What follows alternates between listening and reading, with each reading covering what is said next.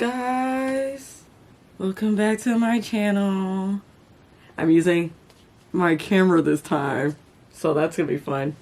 And I have a fake little lighting thing right down there, so hope it doesn't look like crap. I just started filming at night, which is so dumb because then I don't have any lighting. But anyway, today's video is gonna be a long 3-part series because I'm gonna be reading 3 books. Do you guys want to know what the 3 books that I'm reading are?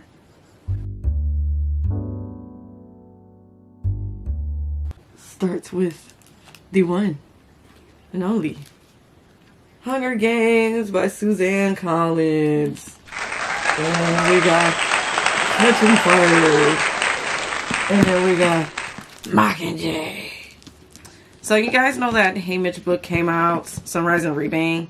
So everybody's all like, you know, talking about it. And then, I don't know, it just kind of revived my obsession with the Hunger Games. And so I was like, I'm gonna read the trilogy, because why not? Why not?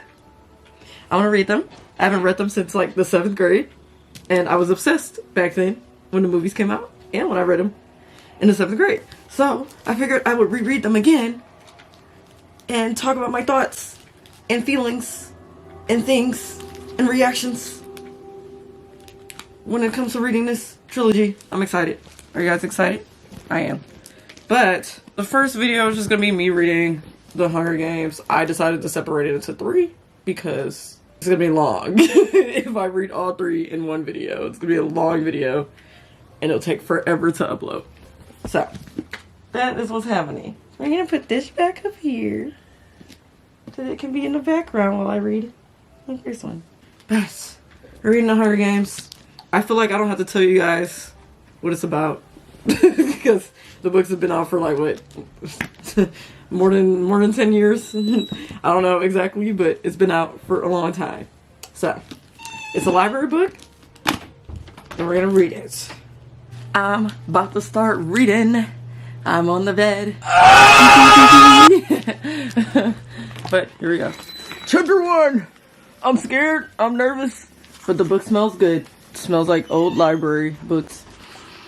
Oh my god, oh, hell no, man. What the fuck, man? Anyway, I'm about to read.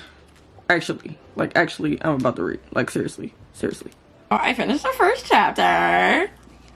Like I said, it's been a while since I read it, so I don't remember a lot of details. Like, the part where they get their name drawn in, like, more because for them to get more food and stuff. That's, like, so messed up. And it's crazy that Katniss kind of had her name in there like 20 times and she didn't get drawn. And Gail, yo, what do you mean? Gail's like 18 and you got his name in there 40 times. That's crazy. That's crazy. But, oh, that's really unlucky for Prim that she got her name drawn because, like, what do you mean your sister had her name in there 20 times and your name's only in there once. It's your first year. And it's like, you're drawn this year though. Unlucky. Just really unlucky. But I'm enjoying it. Like I said, I knew I was gonna like this more than the movies. Obviously, I've read it before, but it's been so long I don't remember very many details. But that was my thoughts on chapter 1. I was just getting a lot of things about, you know, story and plot and world building and all the things. But my girl Katniss is hilarious, bro. Like, she really just like, it is what it is. She really is a it is what it is girly in the beginning of this book, and it's kind of funny. But, like, they took out that part with Haymitch being, like, up there during the reaping and being drunk and stuff. Like, I don't know. I thought that was kind of funny when I read it. But that's my thoughts on chapter 1. I'm not reading any more tonight because I'm tired. I'll probably read more chapters tomorrow, though. Guys, I made it to chapter 10 of the Hunger Games, so I thought I would update on my thoughts. I decided to just do my thoughts at the end of like each section instead of doing every time I have a thought. So I wrote notes, but I'm in part 2, the games now. I'm excited. I have a few thoughts that I want to talk about. So let's get into it. Okay, so I have a couple of things in chapter 2. I forgot in the books how much like Katniss actually, like how much of the Gale and Peeta love triangle didn't exist. So it's kind of cool to see that, because you could see that even though Katniss wasn't aware of her feelings for Peeta, I think they were kind of clear from the start. I'm gonna be honest. Like, there were signs of it being very clear that she cared about him from the start. And yeah, that's how I felt about chapter 2. Then we have chapter 3. It was kind of interesting to see how much she actually does take care of her family. Like, she does like almost everything to like get them to survive, you know, to be able to eat, because the mom, you know, was out of it for so long. I thought it was a little bit crazy, because it's like the way she had to brief her family on how to survive without her when she goes into the games was kind of crazy to me, and it's kind of sad. And I don't know, I thought it was a little bit sad that, like, you know, her mom literally lost herself in a way. Like, I don't know if I could make it seem like she's bad for that, because, like, you know, her husband died and she was left alone. But, like, also, like, you gotta lock in to take care of your kids, you know? So, like, I can definitely see why Katniss feels the way she feels about her mom. Another thing, I wish Madge was in the movies. I felt her character was really important, and I hate that they kind of cut her out. And also, I love the lore about how the Mockjays came to be and stuff. Like, I don't know, I thought it was just kind of cool that the Jabberjays that Snow hated so much, because I literally just read Songbirds and Snakes. Just like, they tried to go kill them off in the woods, but that didn't work, and they made it with like the Mockingbirds, and then it became the Mockjays. I thought that was pretty cool, because they're kind of like there to torture Snow forever, and that's kind of funny.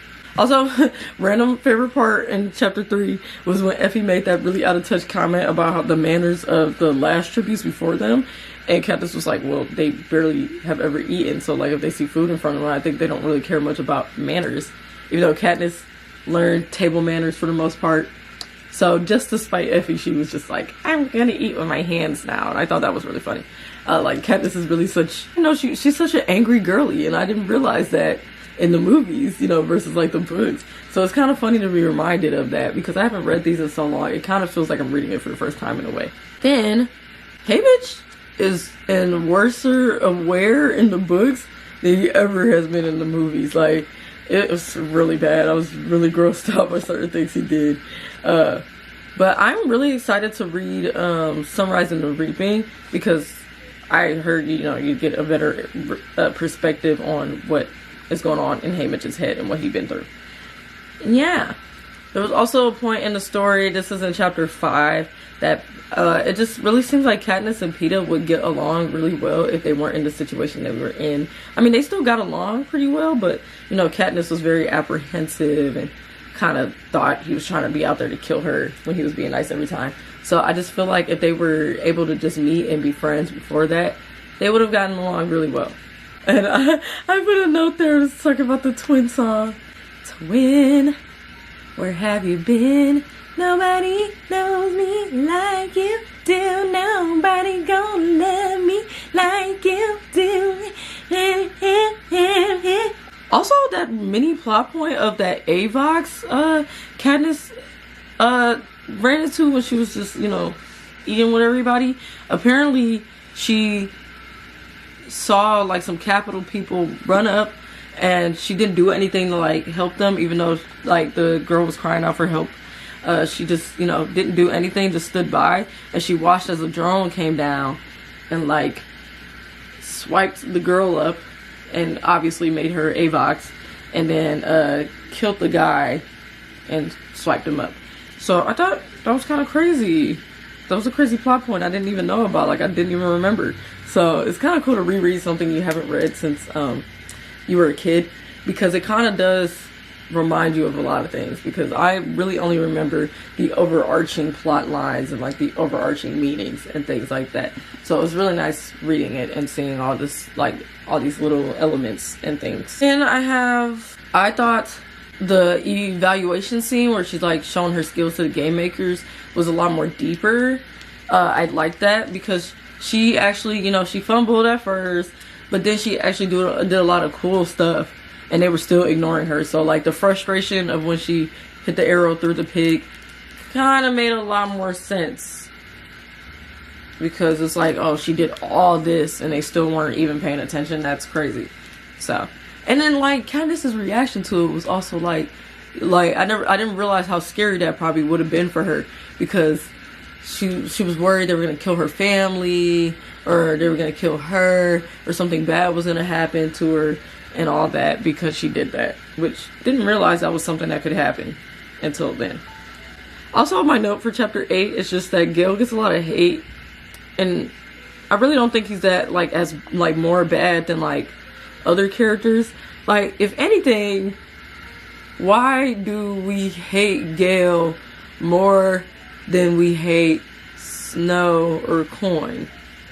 Because they're really evil. And people like Snow more than Gale, and that's crazy to me. When Gale is also a teenager and a product of his environment, just like everybody who's been in the games and stuff like that. Like, there are moments... Like, Gale kind of irritates me, but I don't hate him. Like, he irritates me because there's just certain things he says and does that's a little irritating, but I think that's the point because he is young, you know.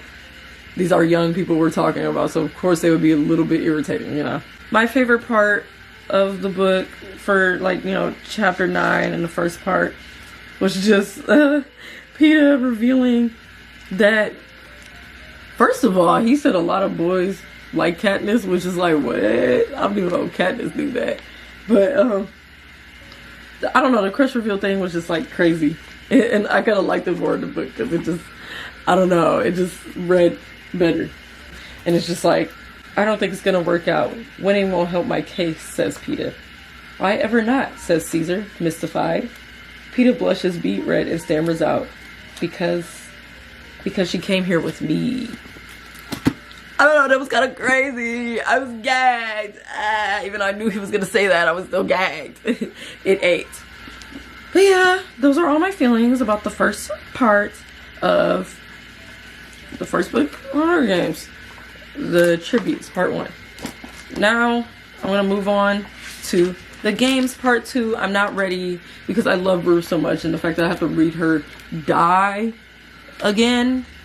I'm gonna be crying, guys. I'm gonna be crying. I'm not gonna cry on this vlog, though. Maybe. But, yeah, I'm like a third away through this book. I've been kind of slacking, so I need to really lock in and start reading some more. Because the second part is a lot. Like, this is a lot. But, those are my thoughts. You guys should totally tell me your thoughts on the Hunger Games book if you have read it recently for the first time, or if you've read it before. Like, I'm having a great time. This is so fun to reread something like this. And reread something I haven't read in a long time. Because it's almost like reading it for the first time again. But I'll see you guys later when I do notes and reactions to part 2 of the games. Guys, I'm back. It's been a minute because I've been reading slowly but surely. But I'm near the end of the Hunger Games. I made it to part 3, the victor. It was rough. It was a rough time. It's funny because I've read this before and I knew Rue was gonna die, and then I like prepared myself for it, but it was still hard to read, okay? Because I don't remember how it was in the book, and it's sadder in the book because she even had that little dream about her being in the trees and singing with the mockingjays, and it was really sad. It was really sad.